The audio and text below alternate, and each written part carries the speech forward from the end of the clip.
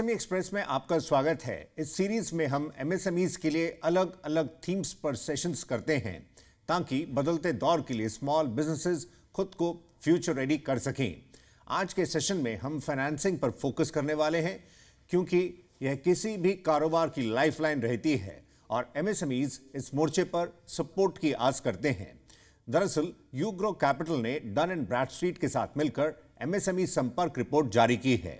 Session में हम इसकी फाइंडिंग्स और बारीकियों को समझने की कोशिश करेंगे। हमें ज्वाइन कर रहे हैं Sachindra Nath, founder and managing director UGro Capital, और साथ ही मौजूद हैं Avinash Gupta, MD and CEO India Dun and Bradstreet. आप दोनों का शुक्रिया, thank you. MSME Sampark report के लिए आपको शुभकामनाएं। शुरुआत करते हैं सचिंद्र जी के साथ। सचिंद्र जी, आपने एमएसएमई संपर्क रिपोर्ट जारी की है। इस तरह की रिपोर्ट्स और डेटा एमएसएमई इकोसिस्टम के लिए सपोर्टिव रहेगा। आप हमें रिपोर्ट को लेकर कुछ इंसाइट्स दे सकें। टेक्नोलॉजी के इस दौर में एमएसएमई लेंडिंग के डायनेमिक्स आखिर कैसे बदल रहे हैं? जनरली ऐसा ही माना जाता है, जिसको हम बोलते हैं कि एमएसएमई बहुत कमजोर है और एक लार्ज लेंडिंग इंस्टीट्यूशन जिसने विगत 3 वर्षों में 10,000 करोड़ से ज्यादा की लेंडिंग करी है, करीब 1,30,000 से ज्यादा एमएसएमई कस्टमर को हमने सपोर्ट किया है। फिर भी जो ब्रॉडर लेंडिंग इंस्टीट्यूशन है, बड़े बैंक, बड़ी एनबीएफसी, आप किसी से भी बात करें तो सब ये बोलेंगे कि एमएसएमई तो बहुत ही कमजोर है, ये हमारे लेंडिंग इकाई का सबसे वल्नरेबल सेक्शन है और इनको लोन कैसे दें। अगर आप हमारे रिपोर्ट पे नीचे देखेंगे, एक टैग लाइन है जो बोलती है एमएसएमई अच्छा है। हम ये मानते हैं कि एमएसएमई अच्छा है, लेकिन ये विश्वास हम ज्यादातर बड़े लेंडिंग इंस्टीट्यूशन को कैसे दिला सकें, इसी दृष्टिकोण से ये हमने रिपोर्ट को पब्लिश करने का एक कोशिश करी है, जहां पे हमने डन एंड ब्रैडस्ट्रीट के साथ दोनों परिप्रेक्ष्य रखने की कोशिश की। एक मैक्रो एनवायरनमेंट में क्या हो रहा है, भारतवर्ष कैसे प्रगति कर रहा है, और एक छोटा व्यापार और छोटा व्यापारी उसकी प्रगति कैसे हो रही है। हम ये मानते हैं कि हिंदुस्तान में करीब 90 लाख करोड़ का जो क्रेडिट गैप है, उसका 90% 15 लाख से 15 करोड़ टर्नओवर वाले एमएसएमईज में है। मेन लाइन लेंडिंग इंस्टीट्यूशन जो क्रेडिट नहीं कर पाते थे एमएसएमई के लिए, वो इसलिए नहीं कर पाते थे क्योंकि एमएसएमई बहुत ही इनफॉर्मल होता था। अगर किसी को 1 करोड़ का लोन देना है और अगर आपको 10 लाख का ईएमआई चाहिए, तो उस 10 लाख में 7 लाख की ईएमआई तो कच्चे की इनकम से आती थी। लेकिन जो आपने टेक्नोलॉजी की बात की, आप ये देखेंगे कि हमारी रिपोर्ट का एक बहुत बड़ा हिस्सा इस पे मद्देनजर है कि जब ये भारतवर्ष में डिमोनेटाइजेशन हुआ, या उसके बाद जब जीएसटी आया, जब बैंकिंग हमारी डेमोक्रेटाइज हुई और जो ब्यूरो का जो पॉपुलेशन है वो बढ़ा, इसकी वजह से ये जो टेक्नोलॉजी एस्पेक्ट है जिसको हम बोलते हैं इंडिया स्टैक 2, जैसा आपने देखा कि पेमेंट स्पेस में हुआ, जो आपने कंज्यूमर फाइनेंसिंग और पर्सनल लोन में हुआ, जैसे जैसे हमारे छोटे बिजनेसेस मोर फॉर्मल इकोनॉमी का पार्ट बन रहे हैं, उनकी जो ऋण लेने की क्षमता और ऋण वापस करने की क्षमता बढ़ रही है। अविनाश जी, एमएसएमईज की बुक्स को लेकर लेंडर्स के कंसर्न्स रहे हैं, लेकिन बदलते सिनेरियो में जैसे फॉर्मलाइजेशन बढ़ रहा है तो एक्सेस टू क्रेडिट के मोर्चे पर कैसे बदलाव हो रहे हैं? आपने रिपोर्ट के तहत 39,000 एमएसएमईज, करीब 12,000 माइक्रो यूनिट्स के कामकाज को एग्जामिन किया है, तो क्या प्रमुख फाइंडिंग्स रही हैं? I think overall the situation in terms of formalization of Mr. Nath referred to information, the digital public infrastructure, the formalization of information available to lenders like Mr. Nath and broadly to the ecosystem in terms of analyzing what is happening in the ecosystem is becoming better and better. And that is giving a lot of confidence, one, and now, of course, a lot of historical data as well on lending as to how lending behavior is, how payment behavior is. Mr. Nath referred to not only lending, but also the ability of MSMEs to repay the money back and build that confidence in the entire ecosystem.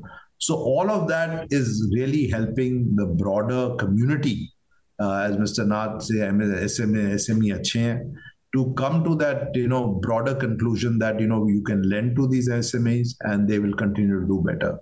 I think Mr. Nath also referred that from a macro point of view, also I think things are heading in the right direction. As Dun & Bradstreet, being a global firm, we look at the entire ecosystem on a global basis, And clearly one can see that large parts of the world, large parts of the successful world, if I can call it so, are struggling. And the SMEs here, with the products they make, produce, and are able to export, should be in a much stronger position going forward. What was missing was the financing, which Mr. Nath referred to. Not only the ability to get financing, but financing at a right cost of capital, and then obviously the entire ecosystem helping you pull that whole product together and export, which all those kind of threads are coming together, if I can say. छोटे वालों का भी फायदा हो रहा है. There is credit available to them, but obviously the distilling will happen and the benefits will percolate down as more and more information gets formalized, more and more insights are available. Sachindra जी, आपने report में MSMEs के financials, repayment performance को 3 साल के time frame के हिसाब से analyse करने की कोशिश की है. क्या इस रिपोर्ट में उन एमएसएमईज को शामिल किया गया है जिनकी टर्नओवर 100 CR से नीचे है? बिल्कुल सही. Is that right? हमारे देखिए, हम 3 सेगमेंट में स्मॉल बिजनेसेस को डिवाइड करते हैं. एक, जिन्होंने कभी आज तक ऋण नहीं लिया है, जिनको हम बोलते हैं न्यू टू क्रेडिट. एक जो बड़े एसएमई है, जिनको हम बोलते हैं 25 करोड़ से 200 करोड़ टर्नओवर वाले, जो जिनको पास ज्यादातर बैंक फाइनेंसिंग अवेलेबल है. सबसे ज्यादा जो मैंने कहा, जो ऋण की जो समस्या है, वो 15 लाख टर्नओवर से 15 करोड़ टर्नओवर वाले स्मॉल बिजनेसेस की है. तो हमारा कोशिश है, एज ए यूग्रो हमारी कोशिश है उनको सपोर्ट करने की. और इस रिपोर्ट में भी हमने ज्यादातर कवर ऐसे बिजनेस को किया है और उनकी हेल्थ कैसी है, इस पे हमने बहुत एक विशेष फोकस किया है. सचिंद्र जी, रिपोर्ट में जिन सेक्टर्स पर फोकस किया गया है वो हैं light engineering, food processing, electrical equipment, chemicals, auto components, hospitality और हेल्थ केयर. तो एक तरफ घरेलू बाजार की हलचल, तो दूसरी तरफ एक्सपोर्ट बाजार की चुनौतियां. आपकी राय, साथ ही रिपोर्ट में आपने और किस तरह के ट्रेंड्स को ऑब्जर्व किया है? हिंदुस्तान का जो टोटल एक्सपोर्ट है उसका 45% जो है वो एमएसएमई करते हैं, बट बाकी जो 55% है उसकी जो कंजम्पशन इकोनॉमी है, हम उसको सपोर्ट करते हैं. तो चाहे आप हेल्थ केयर ले लीजिए, एजुकेशन ले लीजिए, फूड प्रोसेसिंग ले लीजिए, light engineering, electrical equipment manufacturing, chemical, auto component, ये ज्यादातर यही बनता है और यही खपत हो जाती है. इसलिए ये इकोनॉमी जो है ज्यादा रेजिलिएंट है और इसीलिए हम इस पे ज्यादा फोकस करते हैं. उनका टर्नओवर बढ़ रहा है. जब टर्नओवर बढ़ेगा तो इसका मतलब कि बिजनेस का मार्जिन बढ़ेगा, उसकी क्रेडिट एब्जॉर्प्शन कैपेसिटी बढ़ेगी और उसका रेजिलियंस बढ़ेगा. एक एमएसएमई इकोनॉमी में जनरेशनल शिफ्ट आ रही है. जो छोटे व्यापारी है, उनके यंग जनरेशन अब बिजनेस को टेक ओवर कर रही है. और कोविड के बाद जो एक बहुत बड़ी प्रॉब्लम होती थी कि बिजनेस में लोन लेके वो पैसा किसी और चीज के लिए यूज किया जाता था, प्रॉपर्टी खरीद लेते थे, घूमने चले जाते थे, बेटी बेटे की शादी कर देते थे. अब हर छोटा व्यापारी व्यापार को अलग देख रहा है और अपने पर्सनल नीड को अलग देख रहा है. तो इसलिए जो भी ऋण जा रहा है वो बिजनेस के प्रोग्रेशन की तरफ जा रहा है. तो एक एक्सुबरेंस जो था कि अपने आप को ओवर लेवरेज कर लेते थे और मुश्किल के समय में लोन वापस नहीं कर पाते थे, उसमें भी एक नॉर्मलाइजेशन कर्व आया है. अविनाश जी, जिन सेक्टर्स को रिपोर्ट में कवर किया गया है, आप आगे चलते हुए उनके प्रदर्शन को कैसे एनालाइज करते हैं? जब इकोनॉमी में मोमेंटम देखा जा रहा है, वहीं ग्लोबल अनिश्चितताओं के बीच जहां एक और चुनौतियां हैं तो मौके भी हैं. आपकी राय? Ugro, as part of its strategy, rightfully so, has focused on the sectors which are very domestic consumption led, and that's a very successful story. And given what we are seeing in the economy today in terms of domestic consumption, we've had a good set of rainfall this year, good trends going to the rest of the year. So those sectors should definitely hold out and hopefully, have another successful year in terms of being able to lend, make goods, sell, and let the cycle repeat. I would just add in terms of because you referred to the global economy, I honestly do believe that, I keep telling my colleagues, I keep telling everybody that we are living in a very fortunate time in our country this time around. And I think if we play the SMEs which are focused in terms of, some of the things which we export out, engineering, forgings, casting, things like that, where a lot of the world is really shutting down those industries. There's a huge opportunity for India to kind of get, and these SMEs to really become a lot better at their engineering, lot better at their product, lot better in terms of size, scale, and all of that. So I think those are things which we should not miss out on. It's a once in a lifetime opportunity before maybe a Vietnam or a Malaysia or Philippines or somebody catches on to that. That's something India. Avinash जी, कारोबार एक सफर है जो आज बड़ी companies हैं, किसी समय वो भी एसएमईज थे. अब जिस तरह ईज ऑफ डूइंग बिजनेस पर जोर है, एक्सेस टू फाइनेंस में सुधार हो रहा है, आगे चलते हुए कंपनीज की ग्रोथ, कारोबार को नेक्स्ट लेवल पर ले जाने के लिए आप क्या नजरिया रखते हैं? आपने जो सही बोला, not every big company was a SME, but most large big companies were SMEs, and we hope that many of these will become larger in size. And that is something also from an Indian perspective we see a little differently than the rest of the world. When you look at data in other emerging market countries, a larger percentage of SMEs get out and become bigger. In our ecosystem, much smaller percentage of the micro companies are able to get to the mid-size. And that's again because possibly, they don't get financing, they don't get access to markets, or they're just not able to make the leap, as Mr. Nath said, in terms of generational change. One owner starts it, but then the generation does not take over. And hopefully, as Mr. Nath said, those are all very positive steps where the next generation is coming in. It's a lot more open to change. It's a lot more open to using technology. It's a lot more open to ideas to do business in a proper way, which will really help them grow and help the ecosystem grow. Sachindra ji, Udyam registration की काफी अहमियत है सभी enterprises के लिए। इसमें जहां एक तरफ उद्यमी गवर्नमेंट स्कीम्स का बेनिफिट ले सकते हैं, तो वहीं लेंडर्स के कंफर्ट के लिए भी ये जरूरी है। इस मोर्चे पर आप क्या शेयर करना चाहेंगे? Udyam is establishing the identity of an MSME customer. The digitized form of a customer and knowing what this customer type, and the platform of Udyam is an extremely powerful platform. If you look at past 3-4 years back, for every bank or an NBFC to just identify whether this is a micro enterprise or it's a small enterprise or a medium enterprise in itself was a task, because you have to take his investment certificate, you have to figure out his turnover. Now the integration of GST with Udyam will solve all of that problem. We see loan origination, at least 50% of our customers who come to us, we see that they don't have Udyam registration, and we enable them to get first onto Udyam. The hit of Udyam is very low. We keep telling the customers that when you start a business or when you are in a business, like everyone in their pocket have an Aadhaar card or an Aadhaar number, every small business should have their Udyam number, because that establishes who you are. And Udyam, in combination with GST, account aggregation, and the bureau would enable credit big time. Every lender want to do MSME credit, but it is up to the businesses to make them enable to give credit to them. Sachindra जी, जहां एक और उद्यम registration के लिए women entrepreneurs आगे आ रहे हैं, वहीं आप मानते हैं कि इस सेगमेंट के लिए क्रेडिट सप्लाई में भी इजाफे की जरूरत है। आपका क्या आंकलन है? किसी को भी ऋण देने के लिए हमको 3 ही चीज देखनी होती है, जैसा मैंने बोला कि आपकी पैसा वापस करने की मंशा है कि नहीं है। वुमेन एंटरप्रेन्योर्स की मंशा सबसे ज्यादा होती है। दूसरा, आपकी एलिजिबिलिटी है, आपकी आप वेल कॉन्स्टिट्यूटेड है कि नहीं है। बट तीसरा सबसे ज्यादा है कि आपकी रीपेमेंट कैपेबिलिटी है कि नहीं है। नाउ इन तीनों चीजों पे जब हम टेस्ट करते हैं तो फिर एंटरप्रेन्योर वुमेन है या मैन है, डजंट मेक ए डिफरेंस। कि ये उद्यम रजिस्ट्रेशन में जो वुमेन एंटरप्रेन्योर्स का कंट्रीब्यूशन है वो अब 20% पहुंच गया। इसका मतलब बहुत ज्यादा फीमेल एंटरप्रेन्योर्स आ रही हैं, बट क्रेडिट अभी भी बहुत कम है। उसका रीजन ये है कि हमारे देश में छोटे व्यापार अभी भी महिलाओं के द्वारा नहीं चलाए जा रहे हैं, क्योंकि हमारा जो family constitution tier 2 tier 3 town है, वहां पे अभी भी कुछ हद तक बिजनेस और फैमिलीज फीमेल काउंटर पार्ट को उतना इनेबल नहीं करती है। लेकिन माइक्रो फाइनेंस इंडस्ट्री की ग्रोथ की वजह से, जहां पे वुमेन एक बहुत बड़ा पोर्शन कंट्रीब्यूट करती हैं। अविनाश जी, ट्रेडिशनल असेसमेंट में एसेट्स टर्नओवर के आधार पर लेंडिंग पर जोर रहा, अब डिजिटल फुटप्रिंट्स समीकरण बदल रहा है। ऐसे में cash flow based lending model MSMEs के लिए क्या गेम चेंजर हो सकता है?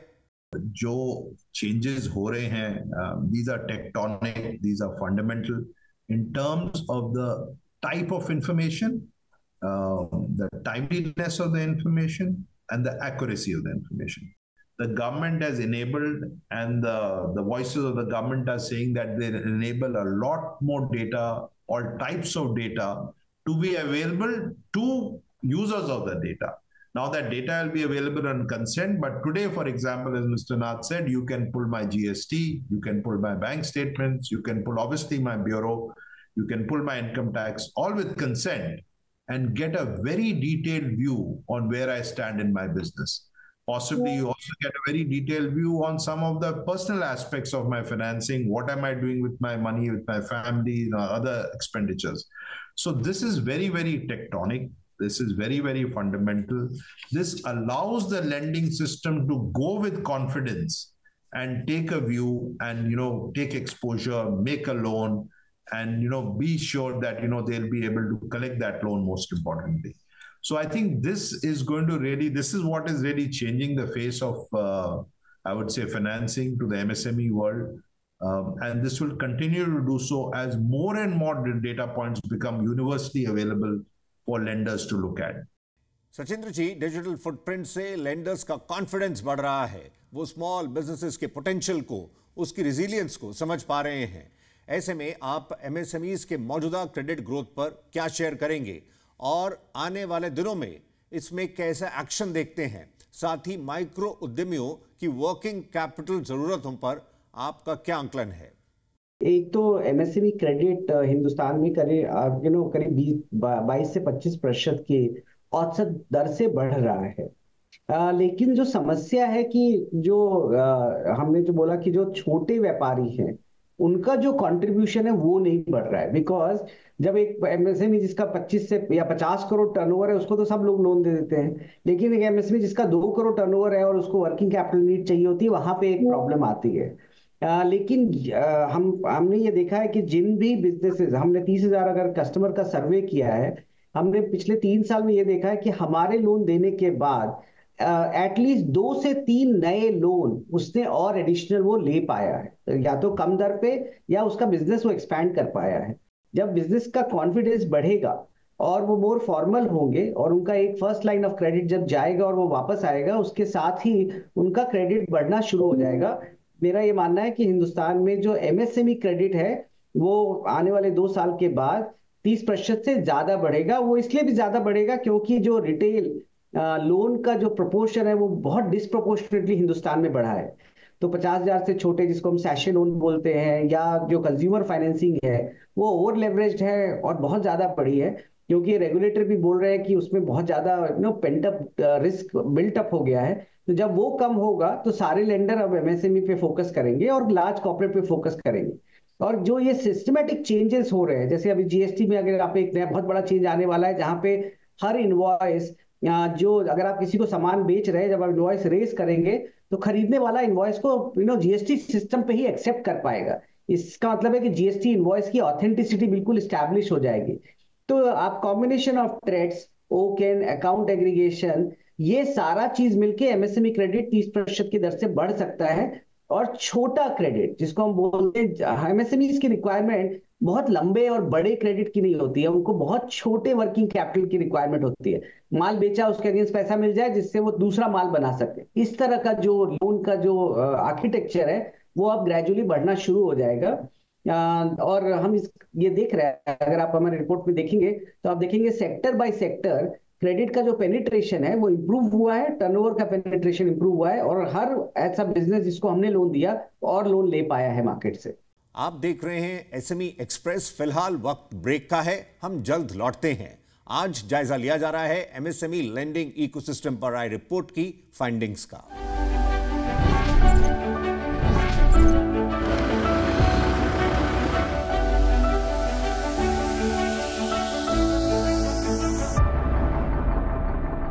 Welcome back. आप देख रहे हैं एसएमई एक्सप्रेस। एमएसएमई लेंडिंग पर चर्चा को आगे बढ़ाते हैं सचिंद्र नाथ और अविनाश गुप्ता के साथ। अविनाश जी, एमएसएमईज को ग्रो करने के लिए, नए मौकों को भुनाने के लिए मल्टीपल फ्रंट्स पर काम करने की जरूरत है।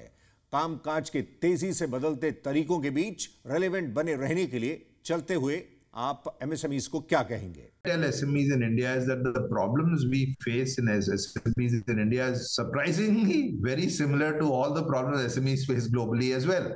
It's not that the SMEs don't face the same problems in other countries. Other countries have also tried to fix the problems which we are trying to fix.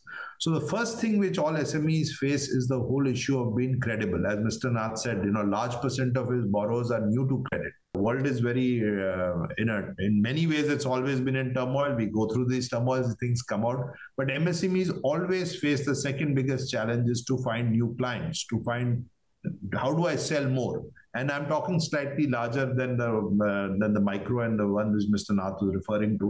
But again, there is technology, there are products available for a SME to find new customers, both domestically, both locally, and also internationally for the exporters. So the biggest problem of SME is to get capital. Capital for working capital, as Mr. Nath said, capital for growth. And now with better data available, better operating behavior known, the whole ESG angle is very important for SME as well. They will not be able to deal with larger companies if they are not able to give some ESG kind of impression, benchmarking, footprint, and same with security. Again, there is a lot of help available for SMEs on that, through support which people like UGRO provide, through support which other people provide. So SMEs should look at that as they grow. They will need to start focusing on how they are helping the environment in their own little way. Sachindra ji, last word आपसे लेंगे समय पर। साथ ही educate finance small businesses के प्रमुख concerns में शुमार रहा है। जहां तक एनबीएफसीज की बात है, थोड़ा फ्लेक्सिबल लेंडिंग मॉडल अपनाया जाता है। आपकी क्या लर्निंग्स रही हैं और एमएसएमईज के लिए आपका क्या मैसेज होगा? जैसे एक टाइम पे ऐसा था कि अगर आपको एक स्कूटर या फ्रिज 1995 या 2000 में खरीदना हो तो आपको करीब 6 महीने लग जाते थे एक स्कूटर का लोन लेने में, राइट। लेकिन आज के दिन में आप एक जीन्स या जूते को भी आप अमेजोन पे 2 मिनट पे ईएमआई पे खरीद सकते हैं। तो हर चीज में जब भी आप जाके अगर मार्केट प्लेस में कुछ खरीदने जाए तो ईएमआई ऑप्शन सबसे पहले आता है। तो ये प्रोग्रेशन हमने कंज्यूमर फाइनेंसिंग में किया है और यही प्रोग्रेशन अब हमको एमएसएमई फाइनेंसिंग में चाहिए। एसएमई एक्सप्रेस में अभी के लिए इतना ही। लेंडिंग इकोसिस्टम पर इनसाइट्स और 360 डिग्री नजरिया देने के लिए Sachindra Nath, founder and managing director UGro Capital, और Avinash Gupta, MD and CEO India, Dun and Bradstreet, आप दोनों का शुक्रिया। Thank you. अगले सेशन में मुलाकात होगी एक नई थीम के साथ। फिलहाल इतना ही। नमस्कार।